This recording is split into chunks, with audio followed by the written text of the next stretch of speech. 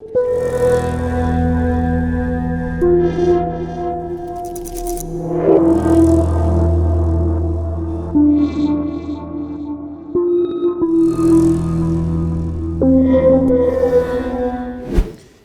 prijatelji, na vaš predlog večeras ćemo obraditi jednu priču koja je iz okoline Splita i desila se 1994. godine. Ali bez obzira na to, mi ne smemo ovaj događaj da zaboravimo, a posebno sam ga odabrao iz razloga što mislim da je on još uvek aktuelan u nekom smislu.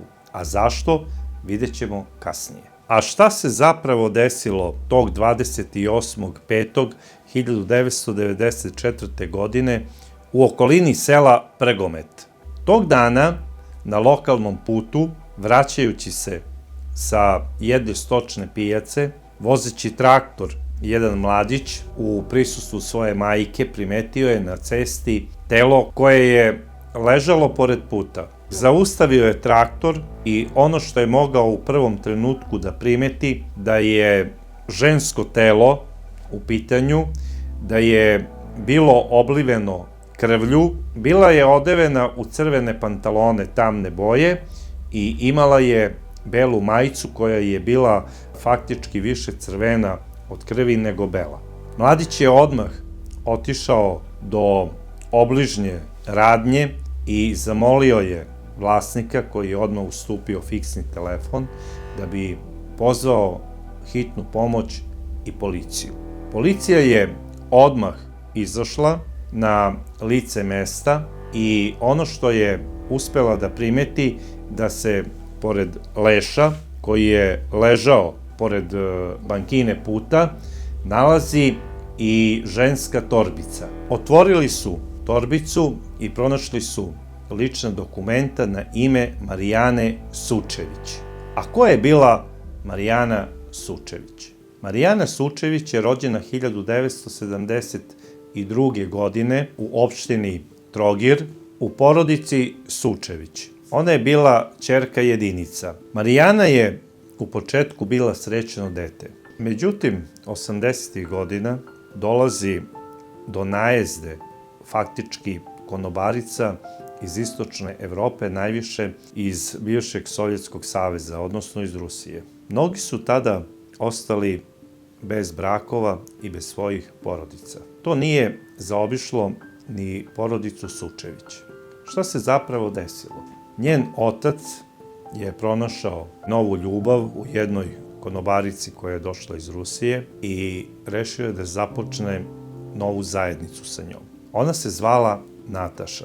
Nataša je odmah po dolasku izbacila iz kuće i Marijanu, a i njenu majku, koja je u početku pokušala da nađe posao i tome slično, međutim, ubrzo se udala u Botićima i od tog trenutka počinju problemi u Marijaninom životu. Novi očuh je maltretira, a maltretira je i majka. Faktički, to njeno maltretiranje je bilo kao podrška novom suprugu. Marijana je odlučila da prekine s tim i da se iseli iz ove kuće i da ode baki u Prgomet. To je i uradila. Po dolasku kod bake, ona se organizuje, brzo odrasta i sa nepunih 16 godina zasniva radni odnos u Splitskom kliničkom centru. Tamo je radila u perionici veša i, boga mi, svi su je gotivili i voleli kao radnicu. Ona je osetila gorčinu života, poštovala je svoje parče hleba i svaku kunu koju je zarađivala, bila je jako poslušna, vredna i tamo su je ljudi zbog te vrednoće jako cenili. Ona ne samo da je bila poštovana u svojoj firmi gde je radila, bila je poštovana i u mestu gde je živela. Ceo Prgomet je govorio sve najbolje o Marijani. Marijana je izrasla u jednu lepu crnku. Bila je prelepa devojka i našla je i vezu. Počela je da se zabavlja sa jednim dečkom i ta veza je bila dugogodišnja.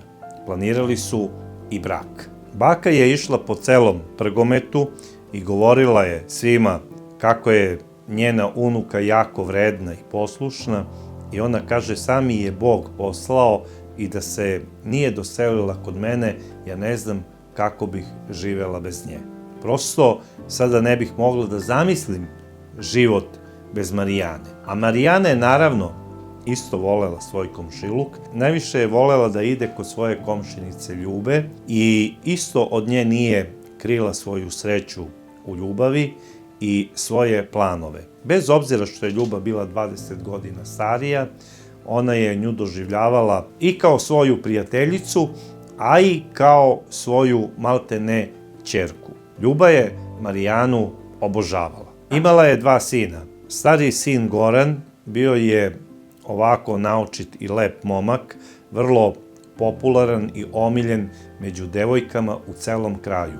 Vozio je automobil, bio je lep, visok, igrao je fudbal i devojke su ga obožavale.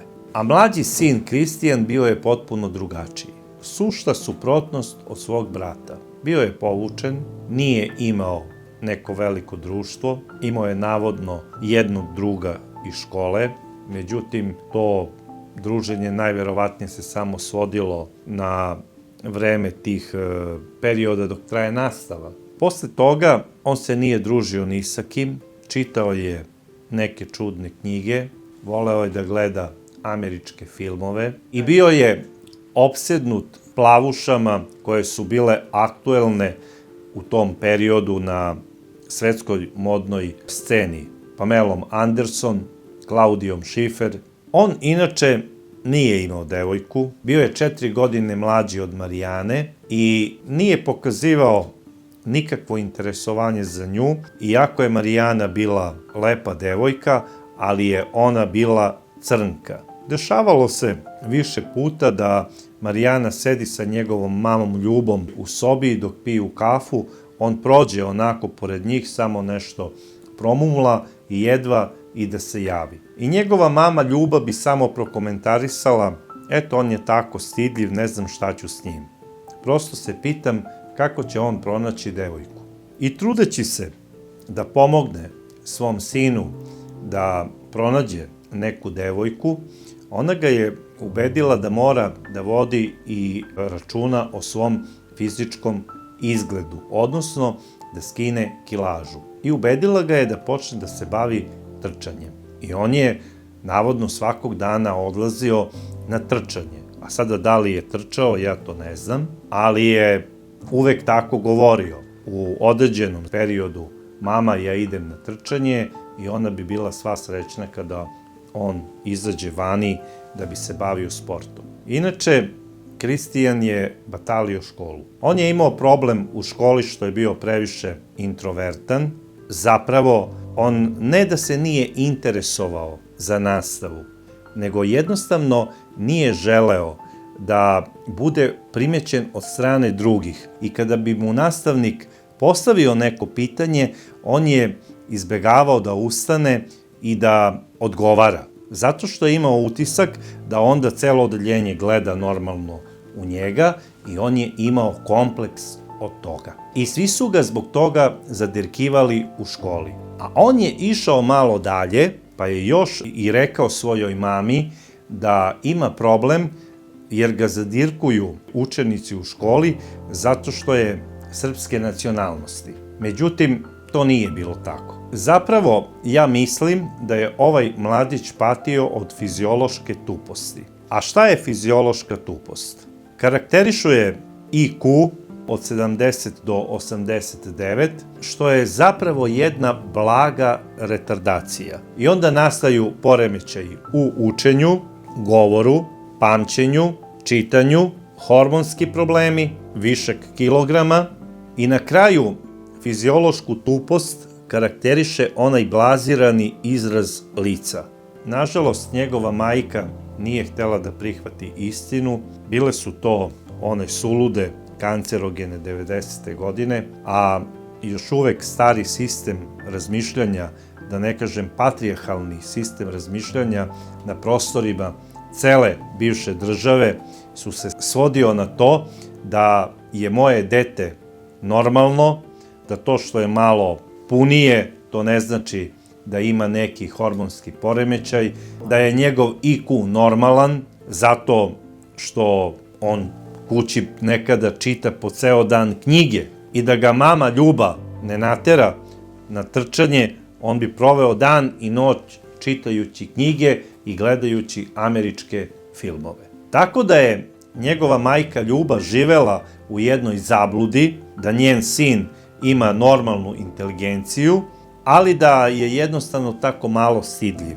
I da će to sve doći na svoje kada on bude skinuo malo kilažu. Zapravo, ona je trebala ovog mladića, još dok je bio dete, da odvede kod psihologa i da on bude u stvari učenik škole za decu sa posebnim potrebama. Nažalost, nije bilo tako. U toj njenoj pogrešnoj proceni sina Kristijana podržavala ju je i Marijana. Ona je govorila kako će vremenom Kristijan sigurno, čim prođe taj muški pubertet, izrasti u jednog lepog mladića i kako će pronaći devojku i započeti normalni život kao i svi momci u kraju ili kao njegov brat Goran.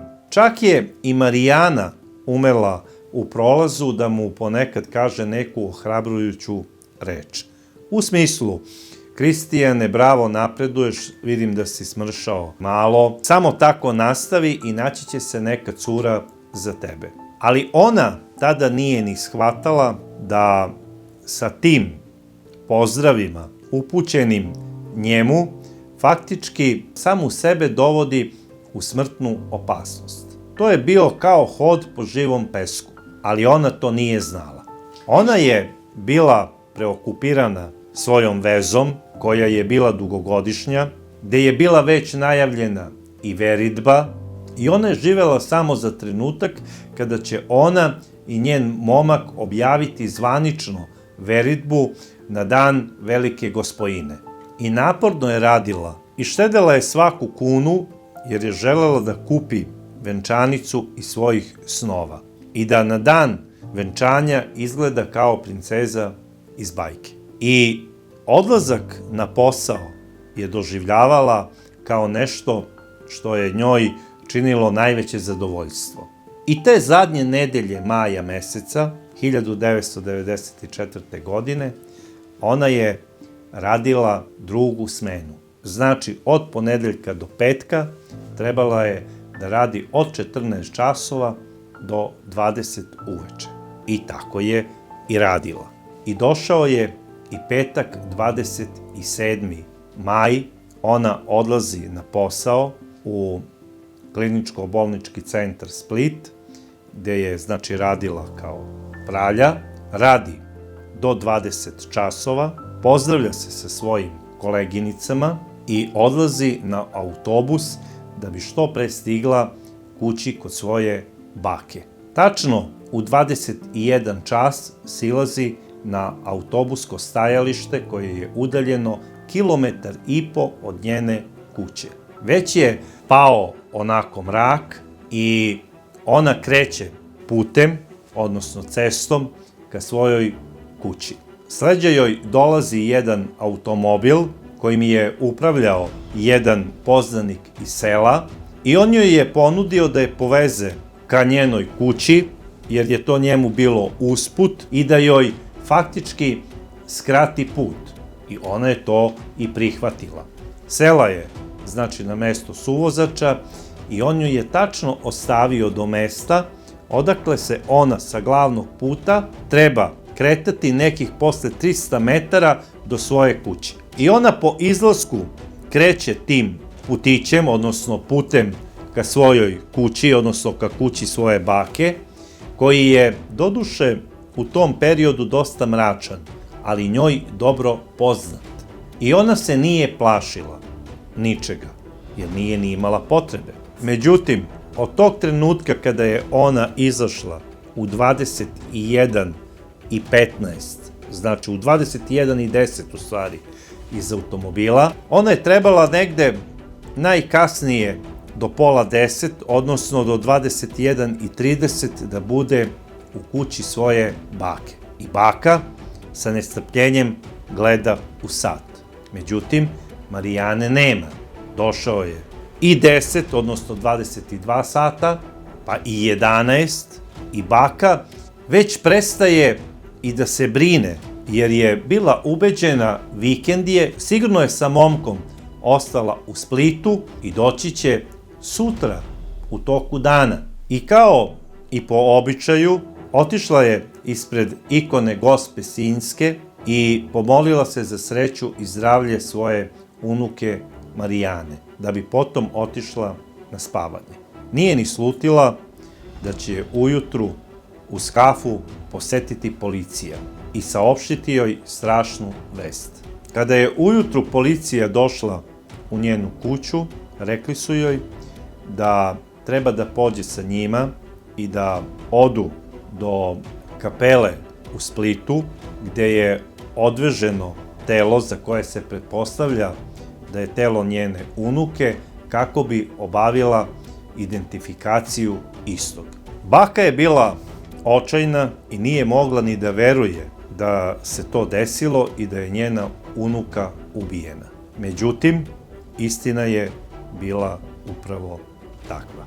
Policija je prilikom samog uviđaja i izlaska istražnog sudije na lice mesta došla do zaključka da je ova devojka najverovatnije ubijena iz strasti. Obdukcijom na sudskoj medicini u Splitu od strane patologa utvrđeno je da je imala 17 uboda oštrim predmetom i 4 udarca u predelu glave tupim predmetom i da je smrt nastala ne od ovih silnih uboda, nego upravo od ona 4 udarca tupim predmetom u glavu. Na samom licu mesta, pored tela, policija je pronašla njenu torbicu sa ličnim dokumentima i novčanikom u kome se nalazila izvesna količina novca, što je ukazivalo da nije u pitanju motiv pljačka. Takođe, na iznenađenje policije, pored tela nalazio se i sportski ranac koji nije pripadao Marijani, u kome se nalazio jedan muški dres sa imenom jednog igrača sa prostora bivše Jugoslavije i na kome su bili tragovi krvi. Takođe, u istom rancu nalazilo se i nekoliko sendviča upakovanih u celofan, što je ukazivalo da je taj neko koji je nosio taj ranac bio spreman na jednu dužu šetnju i da nije iz tog mesta. Zatim, u rancu su se nalazila i 2 fotoaparata, što je ukazivalo na nekog turistu. Znači, na osobu koja nije iz tog kraja i koja je svakog trenutka spremna da slika neku prirodnu lepotu. Međutim, šta je zbunjujuće sada dalje? Umesto nekih lepih sportskih naočara za sunce, unutra se nalazi par radničkih rukavica, koje koriste radnici na bauštelu dok rade, da ne bi oštetili ruke. I to se sada ne uklapa u priču turiste. Takođe, ono što je zaprepastilo policiju u kasnijem postupku istrage, krv koja je bila na dresu bila je ženskog porekla. I sada se opet ne uklapa. Šta će recimo nekoj curi, ma koliko da je muškobanjasta, muške radničke rukavice, muški dres, van svake pameti i totalno zbunjujuće za policiju. Takođe, neko je zvao trogirsku policiju telefonom i anonimno je prijavio da je najverovatnije ubica upravo Marijanin verenik. Međutim, ta sumnja je odmah pala u vodu, jer je momak imao sigurni alibi za taj period vremena kada se zločin desio. I na kraju krajeva prošao je poligraf. Tako da su tu pretpostavku odmah odbacili. Međutim, slučaj je preuzela splitska policija, koja je nadležna za ovaj region, i oni su imali neku drugu ideju. Kada se desi ovako neko teško krivično delo, napravi se više pretpostavki, da bi istraga bila kvalitetnija. I onda nekoliko timova operativaca idu u više pravaca traženja istine o događaju. Glavna pretpostavka ovih ljudi koji su vodili ovaj slučaj da je najverovatnije mlada i lepa Marijana imala neku tajnu emotivnu vezu sa nekim lekarom iz kliničkog centra gde je radila i da je to ona vešto skrivala. I imali su sada dve opcije. Ili je ona ucenila istog tom ljubavnom vezom, pa je u jednom trenutku njemu postalo opasno možda za brak, posao ili napredak u političkoj karijeri, da se obelodani takva veza, pa je počinio ovaj monstruozni zločin, ili je ona, planirajući da se uda, dala do znanja svom ljubavniku da će ta veza morati da se okonča. I da je taj lekar, navodno iz ljubomore, izvršio ovo krivično delo, i to ni manje ni više nego medicinskim makazama. I da oni, one nepravilne ubode, opravdavaju tako da je on, kako oni kažu medicinskim škarama, to boo onako iz besa i očaja po njenom telu kako je stigao, i da je najverovatnije overio svoju žrtvu ključem za točkove od automobila i da je to odneo sve sa sobom. A da je ranac sa sendvičima i kompletnim sadržajem ostavio da bi bio mamac policiji kako bi je odveo u pogrešnom pravcu sa istragom. I da je samo lekar mogao doći na jedan relativno lak način do ženske krvi koju je stavio na muški dres. I glavni operativci čitavog ovog dalmatinskog regiona 6 meseci su češljali po kliničko-bolničkom centru kako bi saznali nešto škakljivo u vezi Marijane i eventualno nekog lekara. Međutim, niko nije imao šta da kaže ružno za ovu devojku. Na kraju krajeva, nijedna ljubav nije ružna. I da je bilo neke veze, neko bi morao da zna za tu vezu. Međutim, niko ništa. I policija je tapkala u mestu. I celo njeno selo je prošlo kroz poligraf. I komšije, i prijatelji, i koji su je dobro znali, a i oni koji su je znali samo iz viđenja. I svi su prošli poligraf, odnosno detektor laži. Policija je od očaja pozvala u pomoć i američki FBI.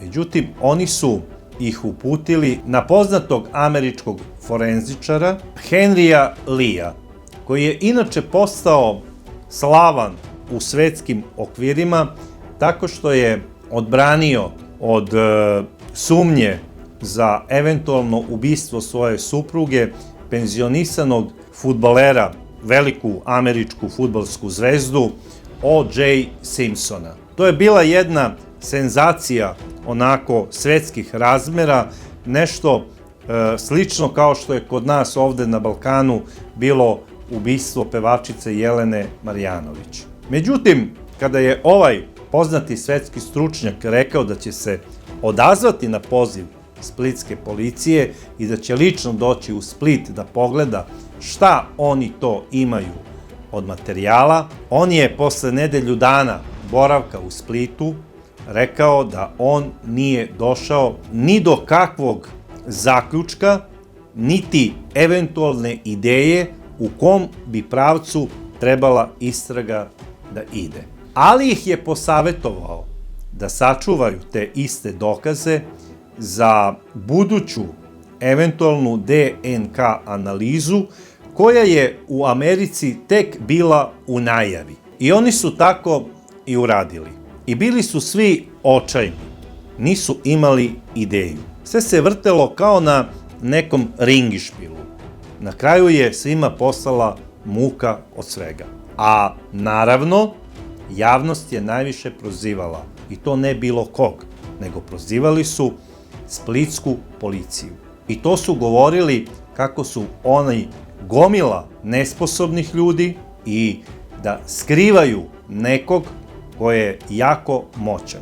I to nisu pričali samo ljudi iz Marijaninog sela ili rođaci. O tome su govorili i neki ugledni sveštenici katoličke crkve. Čak postoji i jedan zdravstveni radnik zdravstvenog centra Prgomet koji je od samog početka, kada se desilo ovo delo, počeo da skuplja sve u vezi istog sa nadom kako će doći do ubice. U toj priči on je razgovarao i sa sveštenicima, i sa običnim ljudima, i sa ljudima iz policije i malte ne vodio je jednu svoju paralelnu istragu.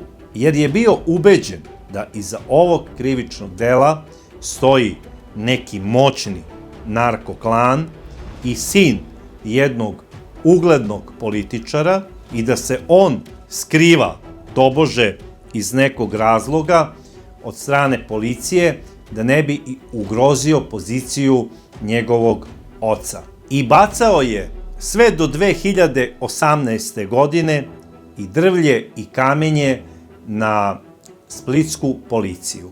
Čak je izdao i jedno delo u vezi toga, a to delo se zove Nečastiva urota 2. I ja sam pokušao da kontaktiram ovog pisca, međutim, nikad mi nije odgovorio na moj e-mail. Da li hoće ili ne, ja to ne znam, ali bi voleo da čujem šta on još uvek misli o ovom krivičnom delu. Jer, kako mi se čini, on je možda čak i više radio od policije. I dalje je ubeđen da je ono za što se misli da je istina zapravo samo jedna maska koja ima zadatak da zaštiti pravog ubicu. Svašta se pričalo. Međutim, policija je uporno govorila kako će doći do rezultata i da će ubica ove nesrećne devojke odgovarati za ovo krivično delo kako je to predviđeno zakonom. Prošlo je 7 godina i došao je avgust 2001. godine. U policijskoj stanici u Trogiru zazvonio je telefon. Javio se jedan mlađi muški glas i rekao je: gospodo, sa mnom u teretanu dolazi jedan mladić koji kaže da je ubio Marijanu Sučević. Molim vas da ovo proverite. I on se zove Kristijan Aleksić iz Prgometa. I to je rekao u mom prisustvu i u prisustvu još 8 mladića. I onda je nabrojao i njihova imena kao svedoke. Policija je odmah krenula da proveri ovu priču. Otišla je jedna patrola i u kući porodice Aleksić je zatekla na licu mesta Kristijana Aleksića i kada su ga pitali da li slučajno zna nešto o ubistvu Marijane od pre 7 godina, on je ustao i rekao je: da, znam sve i samo sam čekao trenutak kada ćete doći po mene. Evo, upravo sam malo pre zvao svoju mamu Ljubu i pričao sam njoj o tome, jer sam potvrdio da sam to isto rekao i svom bratu Goranu. Policija ga je vezala, privela ga je u policijsku stanicu, pozvala je istražnog sudiju i onda je on istražnom sudiji objasnio da je tog dana slagao svoju majku da ide na trčanje, da je u zasjedi sačekao Marijanu jer je znao da se ona otprilike u tom periodu vraća sa posla, da je poneo ranac i one stvari kao mamac za policiju koji će ostaviti na lice mesta da bi zavarao trag i da je za ubistvo ove devojke koristio nož iz pribora za jelo koji je godinu dana pripremao za to, odnosno, pošto je on onako, znate, sa tupim vrhom, on je napravio oštar vrh, otprilike kakav imaju makaze, naoštrio ga je stavio je na koricama neki mali kabal za struju, kako bi imao, znači, ojačanu dršku, i poneo je jednu šipku rebrastog gvožđa, promera 10 mm, što je otprilike debljina jednog palca, koju je uzeo od neke armature i koju je namenski poneo sa namerom da istu nekoliko puta udari u glavu. Rekao je da Marijana nije bila njegov cilj ubistva u smislu neke mržnje. Ona je trebala da bude njegov ispit muškosti, da li je on sposoban da ubije ili ne, jer je bio opsednut američkim filmovima sa tematikom nasilja i satanizma. I rekao je još nešto, da je na dimnjaku njihove porodične kuće upisao datum kada je uradio prvo ubistvo, jer je planirao da postane satanin vojnik, jer je njega prosto obožavao. Naravno, operativci su odmah otišli ponovo da izvrše pretres kuće i pronašli su na dimnjaku porodične kuće tačni datum i vreme ubistva ove nesrećne devojke. Takođe, pored datuma stajale su urezane i 3 šestice, kao i pentagram. Takođe, prilikom pregleda njegove sobe pronađena je satanistička literatura koju je on čitao u gomilama i sa uživanjem, kao i nekoliko video kaseta sa filmovima sličnog sadržaja, odnosno obožavanja kulta satane i prinošenje ritualnih žrtava. A to su u stvari neki poznati horor filmovi američke produkcije koje ja sada neću da nabrajam. Takođe, i na vratima njegovog ormara za garderobu bile su urezane 3 šestice. Sve je ukazivalo da je ovaj mladić bio opsednut satanom. I, između ostalog, nalazilo se i uverenje o otpusta sa neuropsihijatrijskog odeljenja Kliničkog bolničkog centra iz Splita iz 1995. godine, tačno godinu dana posle Marijaninog ubistva, kada je on navodno imao neku mladalačku krizu. Na tom istom dokumentu, gde stoji šifra njegovog lečenja, ona F, broj taj i taj, on je precrtao crvenom hemijskom i dopisao je 3 šestice. Znači F 666 i umesto tačke mali pentagram. Ono što je najporaznije bilo za policiju i što ih je posebno osramotilo na neki način, to je upravo saznanje da je ovaj mladić među prvima bio na poligrafskom ispitivanju, vezano za ovaj slučaj. I da je on to onako ladno prošao. Kada su ga pitali kako je tako hladnokrvno prošao poligraf, on je rekao da on ne zna u stvari šta ga sada pitaju, jer on nije ubio ovu devojku. I promenio je iskaz koji je dao prilikom prvog saslušanja u policijskoj stanici i iskaz koji je dao prvi pred istražnim sudijom. Njegova majka Ljuba, ona je ubeđena da je njen sin nevin. Ona misli da je zbog nekih mladalačkih problema koje je imao na psihičkom planu, njen sin prihvatio da prizna ovo krivično delo samo da bi se o njemu pisalo. Hteo je da postane poznat i da nema šanse da je on izvršio ovo krivično delo.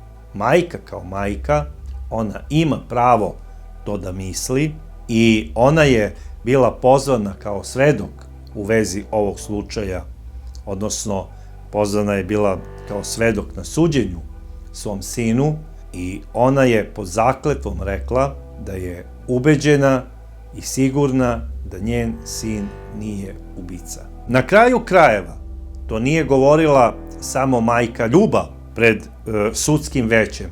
To je rekao i njegov advokat Štrbac. Rekao je i da je suđen po anglosaksonskom pravu ili da je suđen po kontinentalnom pravu, ne može biti osuđen bez materijalnih dokaza. U nijednom slučaju, znači nije pronađeno oružje, nije pronađen nijedan njegov otisak prstiju na onim dokaznim predmetima koji su pronađeni na lice mesta, znači mislim na aparate, dresove i ranac, onda sam advokat Štrbac, kako kaže, svako može da napiše posle nekog događaja koji se desi, evo ja sam tog i tog dana ubio predsednika Kennedyja, što ne dokazuje da je taj koji je to napisao i sam sebe, recimo, prijavi anonimno, ubio američkog predsednika.